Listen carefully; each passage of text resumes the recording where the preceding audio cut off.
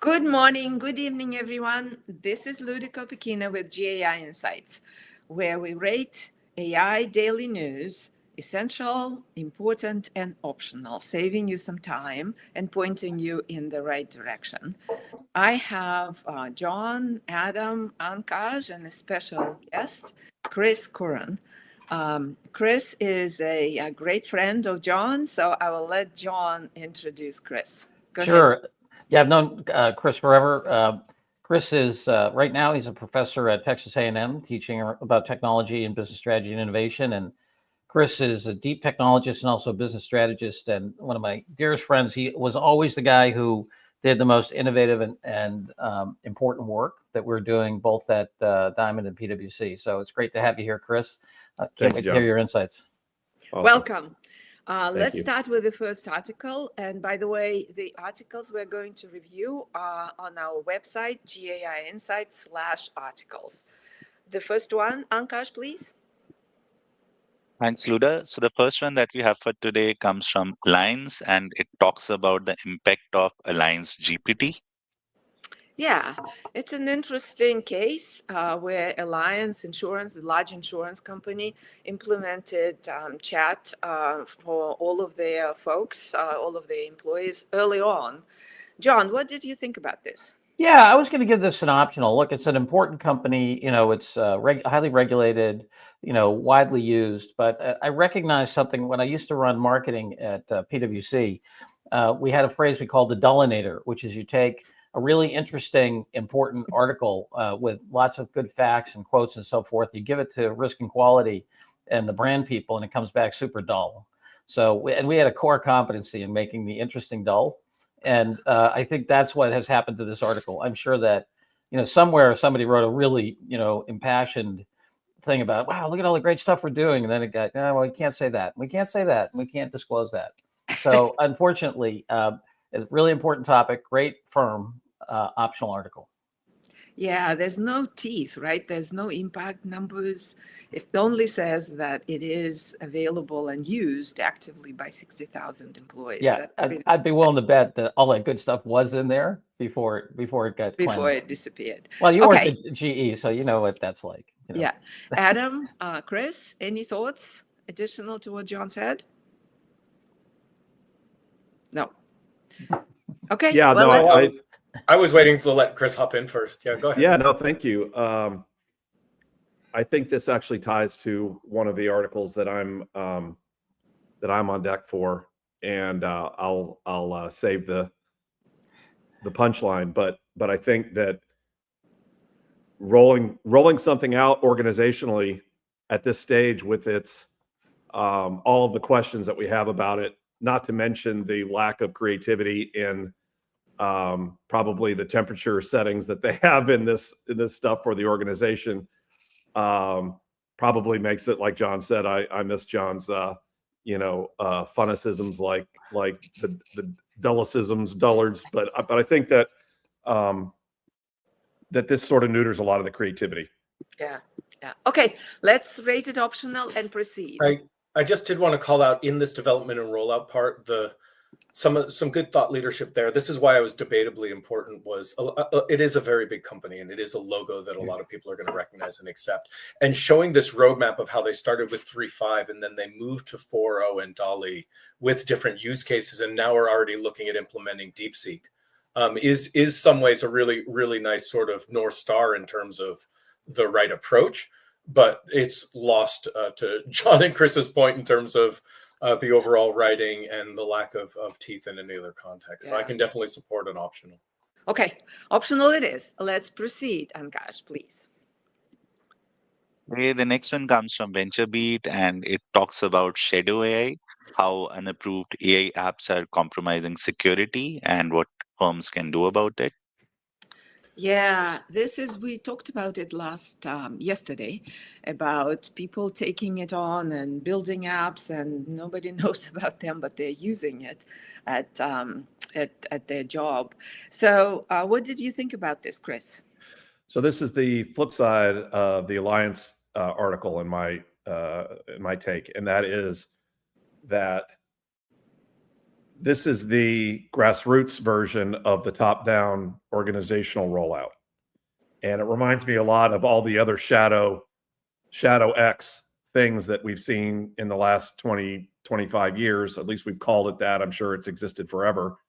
You know, we had shadow IT when it related to the big data and analytics people who appeared in the financial services, insurance world doing claims analysis, and then it entered the marketing world when we had marketers trying to get smarter about customers. Then we had all the mobile apps that emerged, so we had another version of shadow IT. Now we have the shadow AI. I think this gets back to the question that leaders have to ask about: are we incenting innovation on the edges of the organization, or are we going to control things from the center? And I would call this probably essential, in the sense, not so much about the security only aspect of it, but the topic for leaders to discuss. And there's probably a set of reading that would be good to kind of get this going, but to figure out, are we going to be a, you know, command and control kind of environment, or are we going to let the edges innovate? Yeah. Okay. Essential rating. John, Yeah. Adam, John, what do you think? Yeah, I'm down for essential. I'm actually going to repost this and write an article in Forbes about it. It's like, look, if you don't think this is relevant, 79% of the ChatGPT licenses are non-corporate. And also for those that are interested, we do have that. We have ChatGPT, Secure Chat Enterprise GPT comparison, which we think is the only one out in the market. But anyway, that's available free on our website for folks who want to compare these different things. The other thing, the thing I thought was stunning, was the 46% of people who said, look, even if my corporation says I'm not going to use it, I'm going to use it. And that is just, that from an economic standpoint says to me, that is a good that the end consumer wants, right? If they know they can get in trouble for using it and they're going to use it anyway, that tells you it's adding a lot of value. So I think it's super important. You can't ignore this. Every organization has people out there using these tools. So you better wake up, smell the coffee, as my grandmother used to say. Yeah. And controlling it from the top is mighty difficult, unless you provide an environment with security and guardrails where people can use it. Yeah. Right? So it's like, for those who have been in large companies and had worked with IT, it's just almost impossible to control this stuff. It needs creative way of doing it. So like I was running an IT function, and we were trying to control who buys which computers, and from sort of grassroots. It was impossible. I'd much rather see some good training and, to build awareness about issues like, these are the models. Here's where you look to see if your data is being consumed. Here are the guardrails, at least the virtual guardrails that you can put on, just with some simple training and awareness building. Yeah. Adam, anything to add? I could support essential. I think it was an essential read in terms of what is shadow AI. I think it's probably an important read in terms of the other part of the title, which is what you can do about it. Right. It was a little soft in that area. Some of the 7 things you can do were a bit pedantic. The punchline certainly is, though, you shouldn't be banning it. You should be looking at enterprise AI adoption. But the one thing I think that was really missing, which is so important to be really banging on the drum of, is the citizen developer strategy. Absolutely. Exactly. And which also ties into the agentic AI considerations. So in that way, I think the guidance it gave was a little weak, and I could have considered it an important, but I can support essential for the overall. Just we can call John's article essential. That he's gonna write. We'll review John's review and call that an essential read. Right. Yeah. Okay. It's interesting, Chris, you mentioned the different waves of this before, and it was a young professor at HBS, Harvard Business School, when we were rolling out personal computers, and Jim Cash, one of the senior folks in my department, had this notion he called incentive-based controls, that that you really have to think top down and bottom up, and because you're not going to get hold of this. I mean, in the old days, a bunch of PCs were bought under the, category office furniture, right? To your point, Luda, and And so I just think that, as you say, education, reasons to share, reasons to be educated, and things you can get access to. Incentive-based control is going to be a critical part of this. You can't do this top down. Be like chasing Mercury. Impossible. Okay, essential it is to raise the awareness of the topic. Let's proceed, Ankash. The next one comes from Ben Evans, and he talks about the problem with OpenAI's deep research. He calls this article Exploring Puzzlement, and that's actually an interesting title for it. What did you think about this, Adam? So I thought this was quite an interesting read, and he raises a really good point that I hadn't really considered. And generally what he's saying is he broke down a single example of where deep research was done and it gave him a result, and then his sort of personal expertise into that area doing deep research to validate that result. And it raising the question of, even if 1 in 100 pieces of information isn't going to be correct, in some ways it means you just can't rely on the results. And because you don't know which part of it might be incorrect. And at a certain point, then you have to go do all the deep research to validate the deep research. It's a really great point. It's not a long read. I'm not sure to what extent it's necessary for our AI leaders specifically. I was on the fence between optional and important. Optional and important. Okay. All right. Chris, what did you think?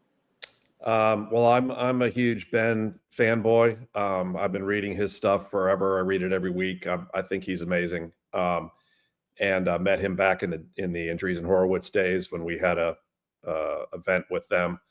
So I'm a big fan of his. He's been banging the drum lately on deterministic versus non-deterministic stuff. He has an example where he talks about one of his favorite cases about the evolution and virtual disappearance of the elevator operator, and he uses a PDF that has a bunch of data in it as his example that he uses to show how the LLMs are terrible at extracting numbers from documents. And anyway, that's my sort of headline for his analysis of not just deep research, but the LLMs in general, is that just this issue of being aware of deterministic versus non-deterministic queries. Would you rate it optional or important? I don't know if I read this piece, to be honest. Maybe I didn't get to it yet, but okay. I would probably say this is optional. But his overall set of essays and sort of nuggets that he writes about what to be aware of in these models is good reading. So okay, great. John? Yeah. Optional? Yeah, I was going to give it optional. I think that I was just talking with a group, Quantum Gears, who's a customer of ours, and they do some very sophisticated work with Blue Cross Blue Shield of Michigan and other places where hallucinations are a big issue. And it's fascinating the way that they deal with it. They've got 3 or 4 different ways of dealing with it. One is different opinions. They have voting. There's also a thing where they actually do deterministic lookup based on a sample. So there's a lot of, anywhere where there's a probabilistic engine in the middle of a conclusion, they have 3 or 4 different top level strategies to try to increase your certainty. So I think that this, I don't think that this article is up to date in terms of how people who are really dealing with production level implementations of complex combinations of deterministic and probabilistic models are dealing with the problem of truth and accuracy. So that's why I would give it an optional. This would have been news 12 months ago. I see. Okay, let's give it optional and proceed, Ankash. The next one that we have for today comes from LangChain, and it's a use case on how Peptide is redefining equity research with agentic workflows running on the LangGraph platform. Yes. This is Chris. This is a use case of how Peptide actually solved some of the problems that we were just discussing with accuracy and the like. What did you think? Well, I'm not familiar with Captide per se, but I did poke around, watch their demo video, and look at their website. It reminds me a lot of a case that I'm working on right now with a company I advise that does early stage diligence for angel investors and pre-seed VCs. And we're dealing with a similar problem. What Captide looks like to me is kind of if you had a notebook LM platform that was smart about financials and numbers. So it feels a lot like a tool for analysts who are trying to make sense of the deterministic and non-deterministic content, and building their own custom reports and analyses for their own equity reports and analysis. And one of the nice things about LangChain is it allows you to have a little bit more fine-grained control over the LLMs, the scraping, the extraction, the vector database building, all the things that you would want to build to be able to control which parts of the AI you want to apply to the different kinds of questions and kind of content types, let's call it. I have a demo right now that I built using LangChain to take a pitch deck and to generate a diligence memo from that. And so that's a baby version of what I think Captide is doing. I would call this optional, but again, this is about thematic versus specific. I think thematically, it's really important to understand the no code, low code tool sets and what they do and don't do well, when you would pick them, and so on. So this is another interesting case, but I would say probably optional. Yep. Okay, optional. Adam, your thoughts? Yeah, I'd agree. I'll just be frank. I've been fairly disappointed with the use cases or case studies that LangChain has put forward. They seem to, and maybe to a point, it's their focus in terms of their audience, right? They're much deeper in the stack and technically, components really of solutions. But I think they could do a much better job of illustrating for people what the use case really is and where the value is to the business, rather than focusing so much on the technology. So I had it as optional as well. Okay. Yep. John, optional. Yeah, for sure. Yeah. I mean, this is one where the robot could have done better, and then you'd have to check it, of course. But this is below robot performance for this article. Yeah, but I'm with Adam. It would have been nice if they put the impact, because it's technically, this is one of the advanced tools to actually increase accuracy and the like, and they're not leveraging it to showcase it. It's unfortunate. Absolutely. Okay, optional it is. Let's proceed to the next one, Ankash. The next one is a use case from AWS where they are building a dynamic role-based AI agent using Amazon Bedrock's inline agents. Yeah, I wouldn't call it a use case because they don't have a company. They are just introducing the functionality of inline agents, sort of dynamically at runtime, being able to create an agent and execute whatever you want, right? By defining it at runtime. So this is new capability that Bedrock is offering. So what did you think about this, John? I tell you, I was really heading. I rarely do this for a product announcement kind of thing, product explanation. I was thinking essential, and the reason is, I think this really articulates a bunch of things that people who are in production need to understand for agents. So this notion of being able to figure out what is the set of tasks, and if you go down farther, Ankash, in terms of what it actually assembles, in the article, if you go down a little farther, farther. There's a list of here, right there. Sorry, keep going down a little, where it says the following examples. Yeah, here we go. This stuff. So this notion of assembling these reusable actions into a dynamic agent. So what are the utility tools I'm going to use? What's the team-specific API access? This is huge because when you think about agents inside the enterprise, the agent is the sound of one hand clapping. The other hand is the API access, like what it's actually getting access to within the organization, and having security down at that level. So let's say you're inside, the health insurance company, and you need to get access to the policy or the individual personal information or the limits on that human. You want to have role-based access, team-based access to that with the agent, and when you dynamically create that agent, you want to have that security and access layer in there. So I think this articulates both a sequence and a structure that is, as far as I can tell, kind of leading edge in terms of how within enterprise, big difference compared to some of the examples of booking a flight somewhere, which is very much those interfaces and those agents are pretty, I think, stable. This is okay. You need to answer this question for the enterprise in this context with these security roles. I'm going to dynamically configure an agent with these capabilities and what external services you can get and so forth. I think it's, as far as I can tell, right up there with leading practice. So I was going to rate it essential. Yes, I'm actually in agreement with you, and it explains it rather well of the inline agents and other regular agents. So it's a great capability, and I think this is where we will end up in general in implementations. What did you think about this, Adam?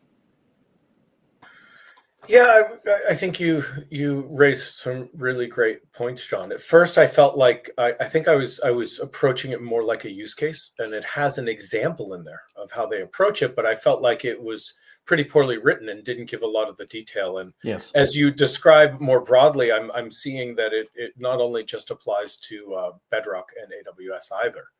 Correct. It's almost a playbook and a framework by which you could build agentic systems, on any sort of platform. So I could support an essential rating. And they offer the code actually, so you can actually look at the code, run it, and understand how it works, and potentially replicate it for the other applications. So this is pretty good. Chris, agree with essential? Yeah, I didn't read this one. I need to go dig into this a little bit more and understand what it's saying here. I don't know Bedrock very well, so I need to go learn a little bit. Okay.